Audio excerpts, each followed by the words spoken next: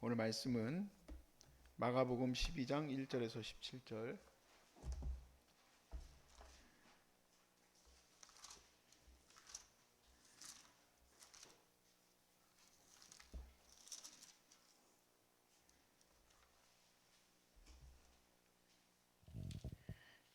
예수께서 비유로 그들에게 말씀하시되 한 사람이 포도원을 만들어 산 울타리로 두르고 즙자는 틀을 만들고 망대를 지어서 농부에게 새로 주고 타국에 갔더니 때가 이름에 농부들에게 포도원 소출을 얼마를 받으려고 한 종을 보내니 그들이 종을 잡아 심히 때리고 거저 보내었거늘 다시 다른 종을 보내니 그의 머리에 상처를 내고 능욕하였거늘 또 다른 종을 보내니 그들이 그를 죽이고 또 그 외 많은 종들을 더러는 때리고 더러는 죽인지라. 이제 한 사람이 남았으니 곧 그가 사랑하는 아들이라 최후로 이를 보내며 이르되 내 아들은 존대하리라 하였더니 그 농부들이 서로 말하되 이는 상속자니 자 죽이자 그러면 그 유산이 우리의 것이 되리라 하고 이에 잡아 죽여 포도원 밖에 내던졌느니라. 포도원 주인이 어떻게 하겠느냐 와서 그 농부들을 진멸하고 포도원을 다른 사람들에게 주리라. 너희가 성경에 건축자들이 버린 돌이 모퉁이의 머릿돌이 되었나니 이것은 주로 말미암아 된 것이요 우리 눈에 놀랍도다 함을 읽어보지도 못하였느냐 하시니라. 그들이 예수의 이 비유가 자기들을 가리켜 말씀하심인 줄 알고 잡고자 하되 무리를 두려워하여 예수를 두고 가시니라. 아멘. 오늘 아멘. 거기까지만 보겠습니다. 예전에 어떤 신학생이 유튜브에 올린 그 내용을 뭐 남들 얘기하는 거 별로 잘 보지 않는 타입인데 제가 제일 좋아하는 영상은 뉴스입니다. 뉴스인데 이 친구가 올린 게 좀 독특해가지고 보게 됐어요. 봤더니 이제 한탄이 아니라 굉장히 단호한 내용이더라고요. 이제 모 신학교의 학생이었는데 모 교수님이 동성연애를 찬성하는 그런 얘기를 하는 것을 듣고 자기는 이건 잘못됐다. 요즘에는 이제 이렇게 영상에다 막 올리지 않습니까? 의견들을. 그래서 올렸는데 해당 학교에서 당장 그 영상을 내려라. 자기는 이해가 안 가는 거예요. 왜냐하면 그거를 교수님을 제재를 하라고 그렇게 한 건데 교수님을 제재한 게 아니라 자기에게 오히려 그걸 내리라고 들어오니까 당연한 건데 이제 우리 젊은이들은 잘 몰라요. 그렇게 이제 내리라고 제재가 들어오니까 자기는 더 반대하는 그런 어떻게 보면 폭로성의 그런 영상을 더 게재했어요. 결국에는 잘렸어요, 학교에서. 그 잘리고 나서 이제 올린 영상을 제가 이제 보게 된 건데 내용즉슨 이래요. 자기는 어렸을 때부터 꿈이 이제 목사인데 목사가 되기 위해서 이제 신학생이 됐지만 이렇게 가르치는 신학교에서는 자기는 배울 수가 없다. 차라리 다른 일을 하더라도 자기는 아닌 것은 아니다 얘기하겠다 했는데 제가 그 영상을 보고는 굉장히 놀라웠습니다. 한마디 발언을 하고 나면 자기 꿈이 어쩌면은 깨질 수도 있는 거 아니겠습니까? 근데 그 한마디 발언을 한다는 것이 그게 정말 놀라웠어요.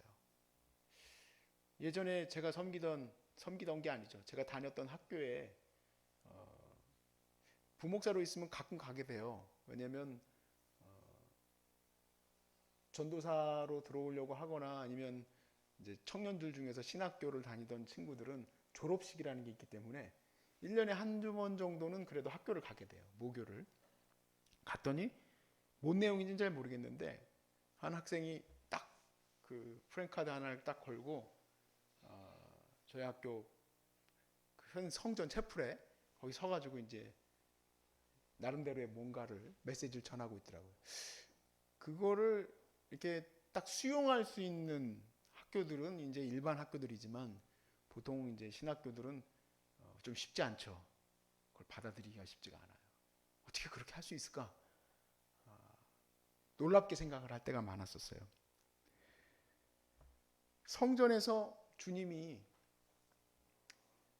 장사치들의 물건을 뒤에 엎었을 때에는 사실 목숨을 건 행동이에요.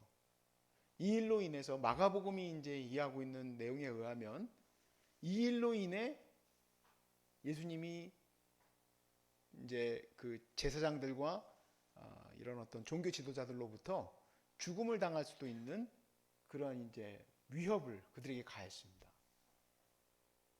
그리고 오늘 본문은 바로 그 사건 뒤로 이어지면서 예수님이 목숨을 잃을 말 한마디입니다.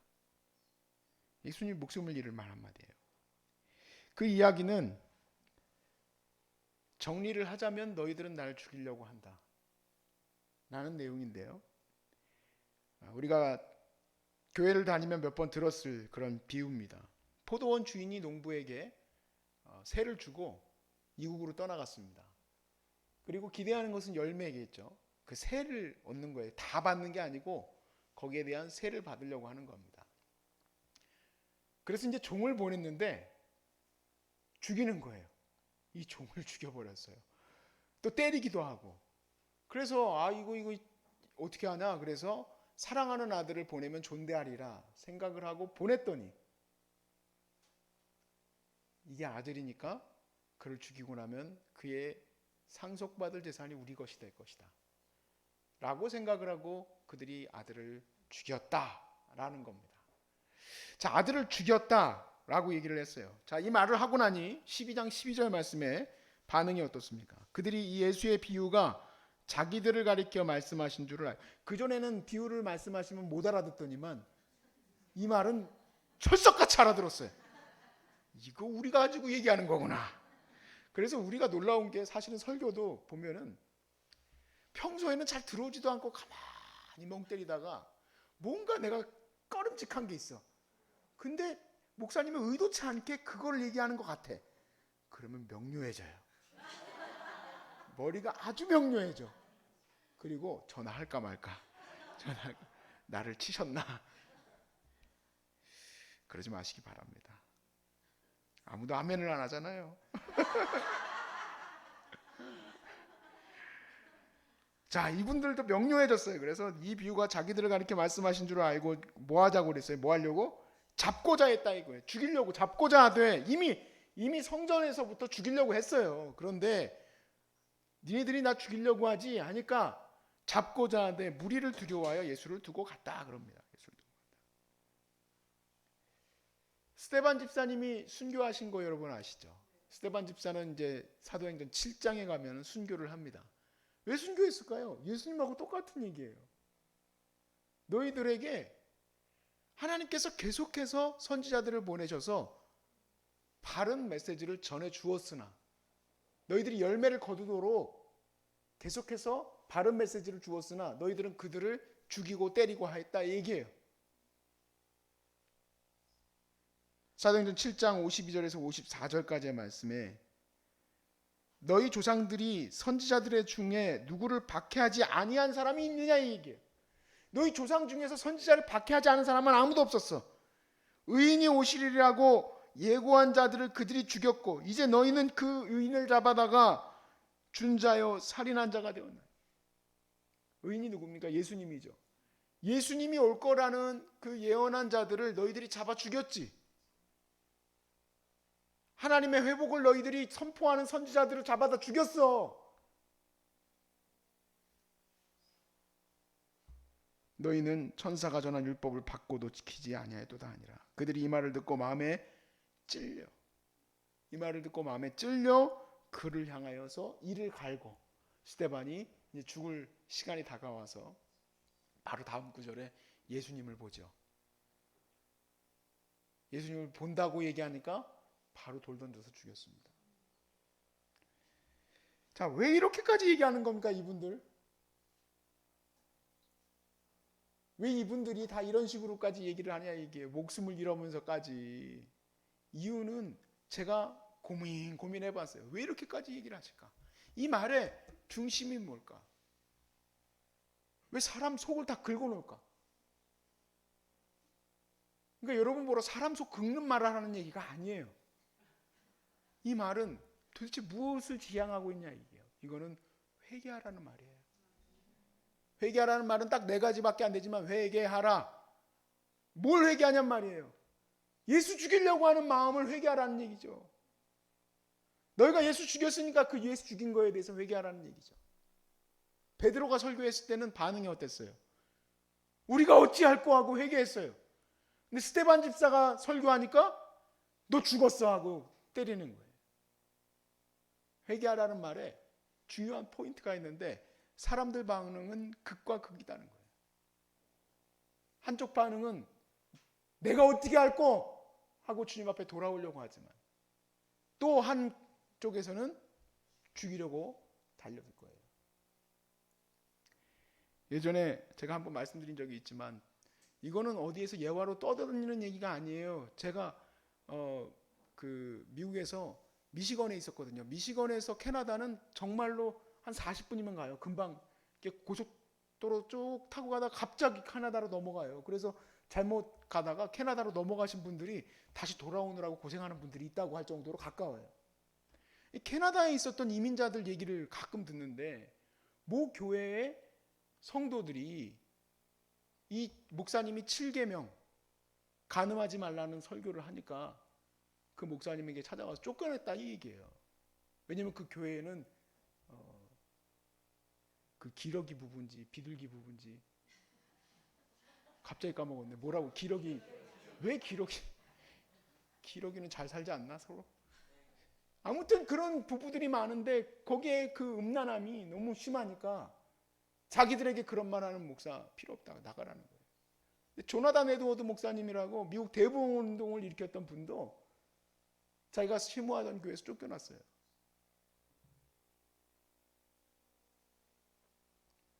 왜 쫓겨나면서까지 그런 설교를 합니까? 뭐하러 자기 가려고 하는 그 목회의 길도 못 가면서까지 그렇게 자기가 하고자 하는 말을 하느냐.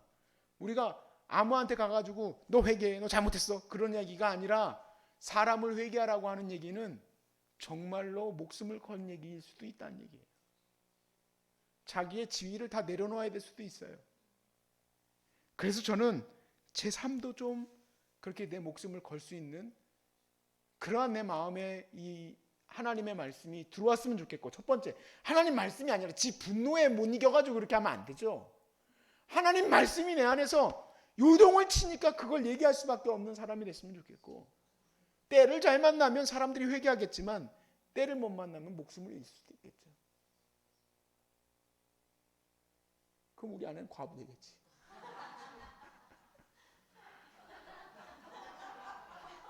뜬금없이 갑자기 깜짝 놀래가지고.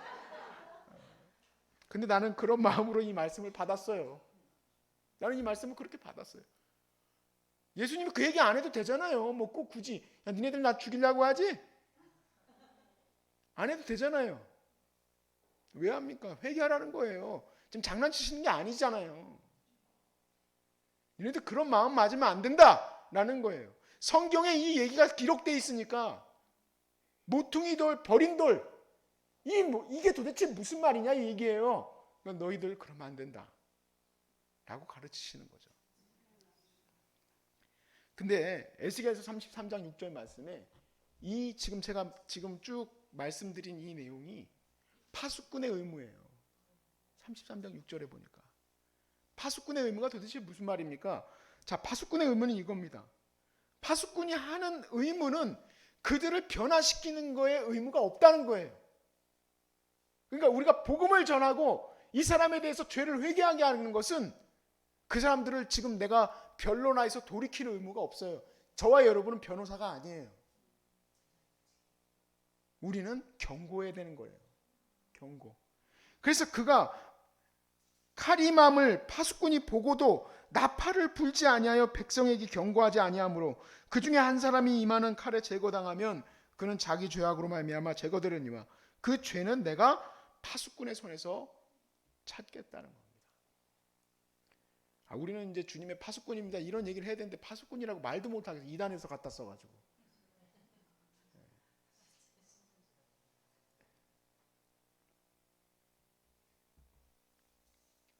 여러분, 우리는 복음을 전하면 돌이키는 사람도 있고 안 돌이키는 사람도 있더라고요. 내가 말을 잘하고 못하고 내가 어떤 이 사람에게 마음을 살려고 하는 거 필요 없습니다. 그건 이단들이나 사람들 속이려고 그렇게 하는 거지 우리는 우리의 삶으로, 우리의 이 바른 삶으로 때로는 사람들을 이렇게 마음을 힘들게 할 수도 있겠죠. 동성연애 관련된 문제 교회에서 제일 거부하지 않습니까? 물론 이 문제에 대해서는 지금 핫 이슈예요. 교회를 세상이 싫어해요. 교회가 부패해서 세상이 싫어하는 것은 문제가 있지만 우리의 바른 경고의 사인으로 문제가 되는 것은 우리는 감안해야 돼요. 우리는 감안해야 돼요. 교회가 인기가 떨어지네 뭐하네? 괜찮아요. 우리의 이 성도의 삶은 우리가 가야 할 길로 가야 돼요. 예전에 한 집사님이 예수 믿는 것 때문에 시부모님하고 같이 이렇게 계속 문제가 생기는 거예요. 제사 드리는 문제 때문에. 그래서 저한테 그러더라고요. 예수 믿는 사람이 너무 이렇게 그러는 것도 그렇잖아요. 그러더라고요. 근데 내가 봐왔던 신앙의 삶은 안 그래요. 저희 어머니는 시집 와가지고 그 집이 제사 드리고 온갖 우상 숭배하는 집에 들어왔는데 오자마자 뭐라고 그랬게요? 나는 제사 안 드린다 그랬어요. 그 이후로는 시집살이 정말 끝판. 미움 다 받았어. 근데 예수 믿으니까 어때요? 제일 이쁘지. 시어머니가 예수 믿고 나니까 생명을 얻었는데 자기는. 근데 끝까지 타협하고 있는 사람들은 절대 생명 못 전해요. 뭐가 문제인지 아닌지도 모르니까. 그 죄값을 우리가 주님 앞에 가가지고 주님의 보혈로 다 씻겨준 줄로 알고 왔어요. 이러고 있겠습니까 지금? 주님이 다 해결해 주실 줄 알고 그냥 안전했어요. 전하면 싸우는 거 싫어요. 저 주님 아시잖아요. 난 싸움을 싫어해. 주님이 우리에게 복음을 주신 거는 칼을 주러 왔다 그랬어요. 각오해야 할 때는 각오해야 돼. 저도 그렇게 살도록 주님 앞에 기도합니다. 각오해야 할 때는 각오해야 됩니다. 그렇다고 여러분 그리스도인들은 아무데나 가서 싸우라는 얘기가 아니라 주님 복음이 절대 우리 안에서는 흔들릴 수가 없는 줄로 믿습니다. 타협은 없는 줄로 믿습니다. 오늘도 주님의 가르침을 따라 행동적으로도 생명을 걸어야 한다면 생명을 거는 거고 말로도 생명을 걸어야 한다면 생명을 걸 수 있기를 주의 이름으로 축복합니다.